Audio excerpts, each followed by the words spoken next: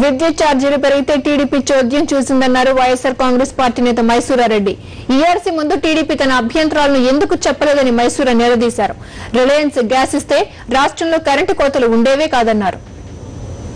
సబ్ఛార్జీల రూపంలో 3 మార్లు regulatory commission విచారణ జరిపించింది. ఒక మారు కాదు, 2 మార్లు కాదు, 3 మార్లు సబ్ఛార్జీలు విధించేదానికి, సబ్ఛార్జీ పెంచేదానికి ఎనర్జీ పెరిగిందని, ఎనర్జీ ఛార్జీలు పెరిగిందని చెప్పి మీరు రెగ్యులేటరీ కమిషన్ విచారణ జరిపితే మీ పార్టీ తరఫున, తెలుగుదేశం పార్టీ తరఫున ఒక్క మారైనా కానీ, ఒక్క మిత్రులైనా వచ్చి అభ్యంతరాలు చెప్పినారా అని చెప్పి అడుగుతున్నాను. ఎందుకు చెప్పలేకపోయినారు?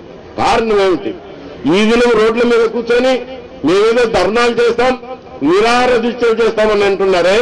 మరి కేవలం ప్రజలను మభ్యపెట్టేదానికి, ప్రజలను తప్పుదోర పట్టించేదానికి అంత మాత్రమే చేస్తున్నారు. కానీ నిజంగా మీకు చిత్తశుద్ధి ఉండి ఈ విద్యుత్ శక్తి ఛార్జీలు పెరగకూడదు, ఈ ప్రజలకు భారమని మీరు మనస్ఫూర్తిగా నమ్మింటే ఎందుకు రెగ్యులేటరీ కమిషన్ ముందు వచ్చి మీ అభ్యంతరాలు చెప్పలేదని అడుగుతున్నారు.